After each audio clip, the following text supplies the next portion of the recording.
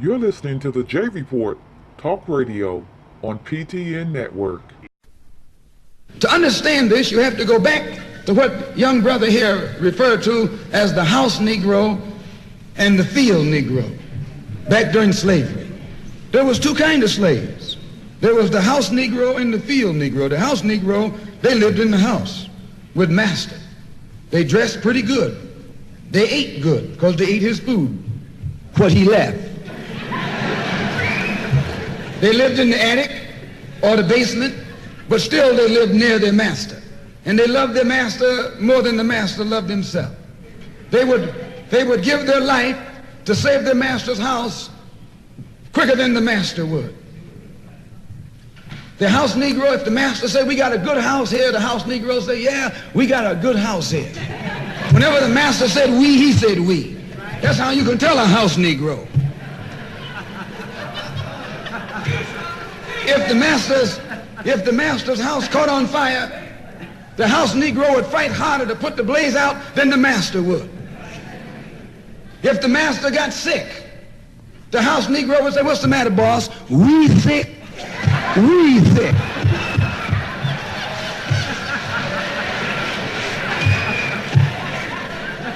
He identified himself with his master more than his master identified with himself. And if you came to the house Negro and said, let's run away, let's escape, let's separate, that house Negro would look at you and say, man, you crazy. What you mean separate? Where is there a better house than this? Where can I wear better clothes than this? Where can I eat better food than this? That was that house Negro. In those days, he was called a house nigger. And that's what we call him today because we still got some house niggers running around here.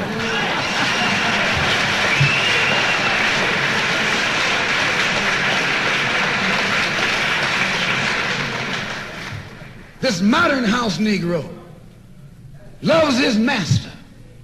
He wants to live near him. He'll pay 3 times as much as the house is worth just to live near his master. And then brag about, I'm the only Negro out here.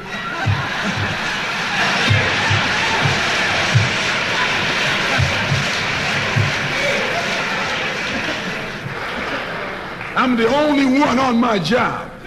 I'm the only one in this school. You're nothing but a house Negro. And if someone come to you right now and say, let's separate, you say the same thing that the house Negro said on the plantation. What you mean separate? From America? This good white man? Where you gonna get a better job than you get here? I mean, this is what you say. I ain't left nothing in Africa. That's what you say. Why, you left your mind in Africa.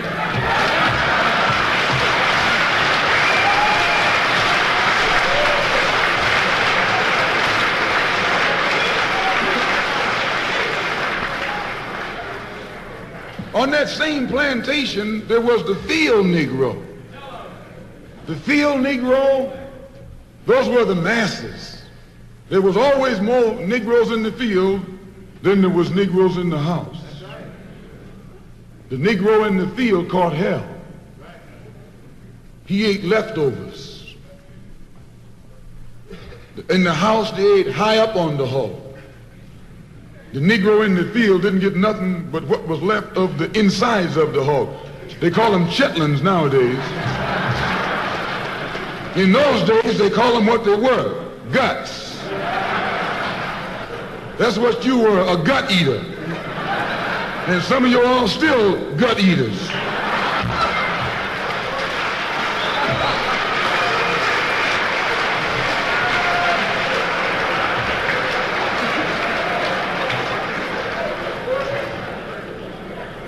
The field Negro was beaten from morning till night. He lived in a shack, in a hut. He wore cast-off clothes. And he hated his master. I say he hated his master. He was intelligent. That house Negro loved his master. But that field Negro, remember, they were in the majority. And they hated the master. When the house caught on fire, he didn't try and put it out. That field Negro prayed for a wind, for a breeze. When the master got sick, the field Negro prayed that he died. If someone come to the field Negro and said, let's separate, let's run, he didn't say, where are we going? He said, any place is better than here.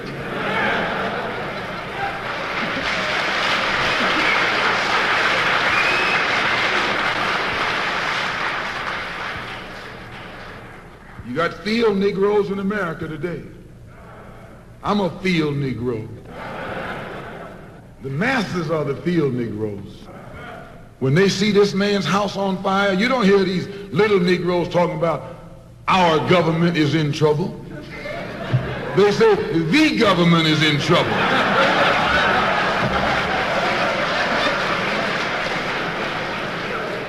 Imagine a Negro, our government.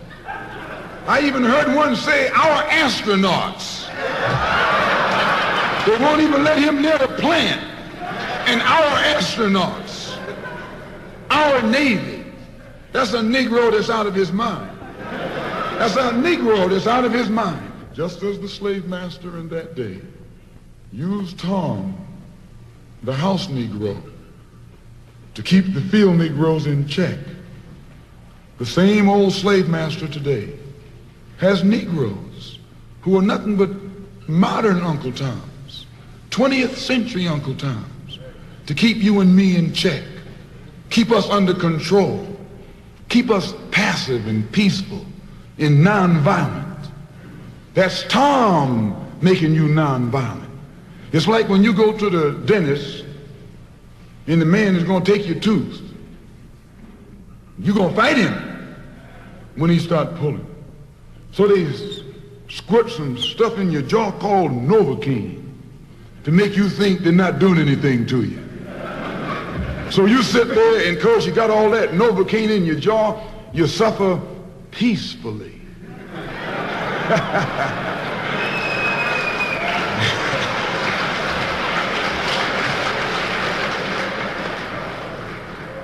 Blood running all down your jaw. And you don't know what's happening because someone has taught you to suffer peacefully. The white man do the same thing to you in the street. When he want to put knots on your head and take advantage of you and don't have to be afraid of you fighting back, to keep you from fighting back, he get these old religious Uncle Toms to teach you and me. They're just like Novocaine, suffer peacefully. Don't stop suffering, just suffer peacefully. As Reverend Cleave pointed out, let your blood flow in the streets. This is a shame. And you know he's a Christian preacher. If it's a shame to him, you know what it is to me.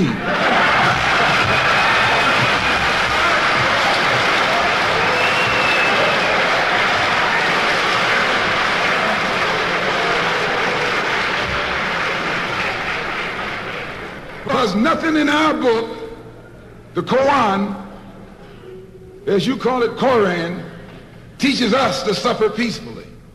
Our religion teaches us to be intelligent, be peaceful, be courteous, obey the law, respect everyone.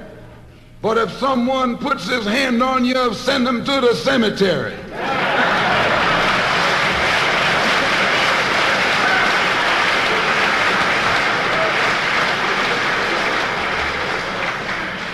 That's a good religion.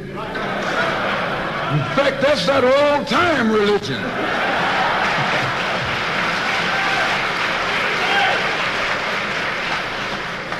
That's the one that Ma and Pa used to talk about.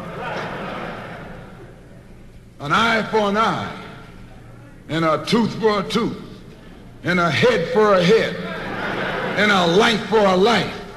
That's a good religion. And then anybody, no one resents that kind of religion being taught but a wolf who intends to make you his meal. This is the way it is with the white man in America. He's a wolf and you a sheep. Anytime a shepherd, a pastor, teach you and me not to run from the white man. And at the same time, teachers don't fight the white man. He's a traitor to you and me. Don't lay down our life all by itself. No. Preserve your life. It's the best thing you got. And if you got to give it up, let it be even Stephen.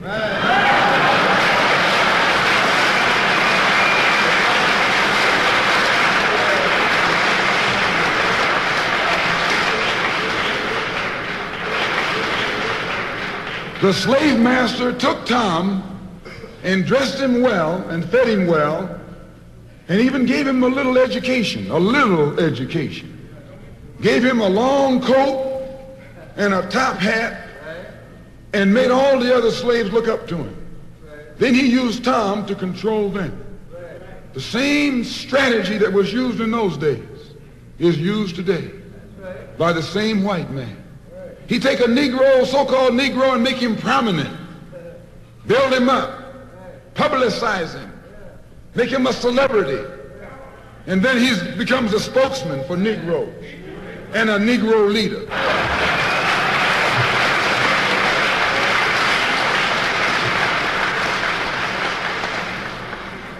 I would like to just mention one thing else quickly, and that is the method that the white man uses, how the white man uses these big guns or Negro leaders against the black revolution. They're not a part of the black revolution. They're used against the black revolution. When Martin Luther King failed to desegregate Albany, Georgia, the civil rights struggle in America reached its low point. King became bankrupt almost as a leader. Plus, even financially, the Southern Christian Leadership Conference was in financial trouble, plus it was in trouble, period, with the people when they failed to desegregate Albany, Georgia.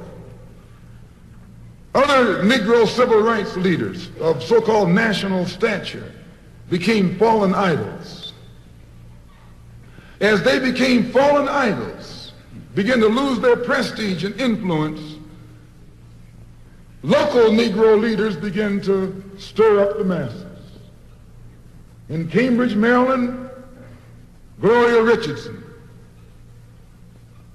In Danville, Virginia, and other parts of the country, local leaders began to stir up our people at the grassroots level. This was never done by these Negroes whom you recognize of national stature. They controlled you, but they never incited you or excited you. They controlled you. They contained you. They kept you on the plantation. As soon as King failed in Birmingham, Negroes took to the streets. King got out and went out to California to a big rally and raised about, I don't know how many thousands of dollars.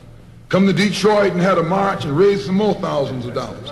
And recall, right after that, Wilkins attacked King, accused King and the Corps of starting trouble everywhere and then making the NAACP get him out of jail and spend a lot of money, and then he accused King and Corps of raising all the money and not paying it back. This happened. I got it in documented evidence in the newspaper. Roy started attacking King, and King started attacking Roy, and Farmer started attacking both of them. And as these Negroes of national stature begin to attack each other, they begin to lose their control of the Negro masses. And Negroes was out there in the streets. They was talking about, we're going to march on Washington. By the way, and right at that time, Birmingham had exploded, and the Negroes in Birmingham, remember, they also exploded. They began to stab the crackers in the back and bust them upside the head. Yes, they did. That's when Kennedy sent in the troops down in Birmingham. So, and right after that, Kennedy got on the television and said, this is a moral issue. That's when he said he's going to put out a civil rights bill.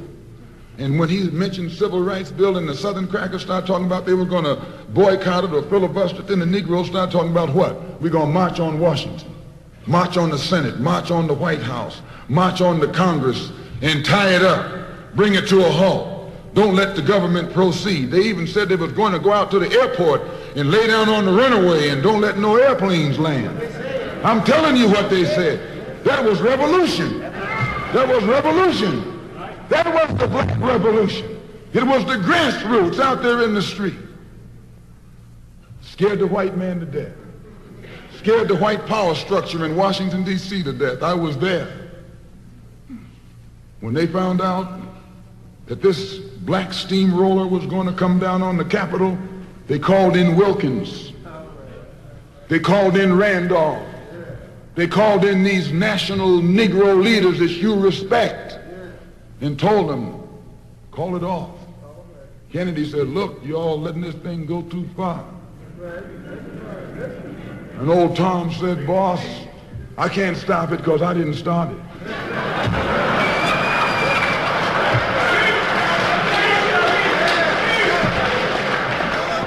I'm telling you what they said. They said, I'm not even in it, much less at the head of it. They said, these Negroes are doing things on their own. They're running ahead of us. And that old shrewd fox, he said, well, if you all aren't in it, I'll put you in it. I'll put you at the head of it. I'll endorse it. I'll welcome it. I'll help it. I'll join it. A matter of hours went by. They had a meeting at the Carlisle Hotel in New York City. The Carlisle Hotel is owned by the Kennedy family. That's the hotel Kennedy spent the night at 2 nights ago. Belongs to his family. A philanthropic society headed by a white man named Stephen Currier called all the top civil rights leaders together at the Carlisle Hotel and told them that by you all fighting each other, you're destroying the civil rights movement. And since you're fighting over money from white liberals, let us set up what's known as the Council for United Civil Rights Leadership. Let's form this council, and all the civil rights organizations will belong to it. And we'll use it for fundraising purposes. Let me show you how tricky the white man is. And as soon as they got it formed, they elected Whitney Young as the chairman. And who you think became the co-chairman? Stephen Currier, the white man. A millionaire. Powell was talking about it down at the Cobo today. This is what he was talking about. Powell knows it happened. Randolph knows it happened. Wilkins knows it happened. King knows it happened. Every one of that so-called Big Six. They know what happened. Once they formed it, with the white man over it, he promised them and gave them $800,000 to split up between the Big Six, and told them that after the march was over, they'd give them $700,000 more. $1.5 million split up between leaders that you've been following, going to jail for, crying crocodile tears for, and they've nothing but Frank James and Jesse James and brothers.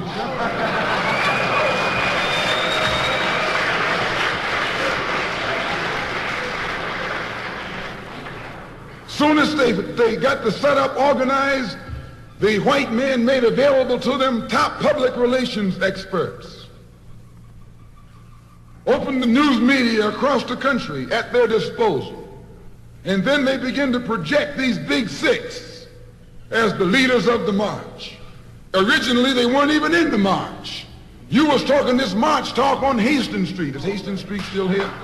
On Hastings Street. You was talking the march talk on Lenox Avenue. And down on, Fillmore Street. And Central Avenue. And 42nd Street and 63rd Street. That's where the march talk was being talked. But the white man put the Big Six ahead of it. Made them the march. They became the march. They took it over. And the first move they made after they took it over, they invited Walter Reuther, a white man. They invited a priest, a rabbi, and an old white preacher. Yes, an old white preacher. The same white element that put Kennedy in power labored, the Catholics, the Jews, and liberal Protestants. same clique that put Kennedy in power joined the March on Washington. It's just like when you got some coffee that's too black, which means it's too strong. What you do, you integrate it with cream.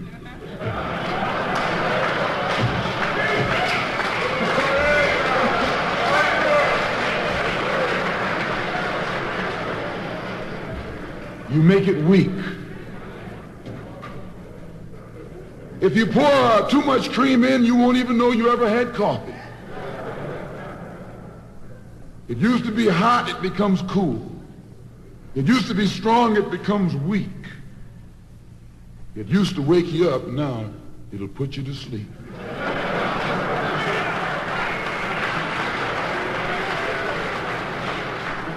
This is what they did with the March on Washington. They joined it. They didn't integrate it, they infiltrated it. They joined it, became a part of it, took it over. And as they took it over, it lost its militancy. They ceased to be angry. They ceased to be hot. They ceased to be uncompromising. Why, it even ceased to be a march. It became a picnic, a circus. Nothing but a circus with clowns and all. You had one right here in Detroit. I saw it on television with clowns leading it, white clowns and black clowns. I know you don't like what I'm saying, but I'm going to tell you anyway, because I can prove what I'm saying. If you think I'm telling you wrong, you bring me Martin Luther King and A. Philip Randolph and James Farmer and those other three, and see if they'll deny it over a microphone. No, it was a sellout. It was a takeover. When James Baldwin came in from Paris, they wouldn't let him talk because they couldn't make him go by the script. Burt Lancaster read the speech that Baldwin was supposed to make. They wouldn't let Baldwin get up there because they know Baldwin liable to say anything. They controlled it so tight, they told those Negroes what time to hit town, how to come, where to stop, what sign to carry, what song to sing, what speech they could make and what speech they couldn't make, and then told them to get out of town by sundown.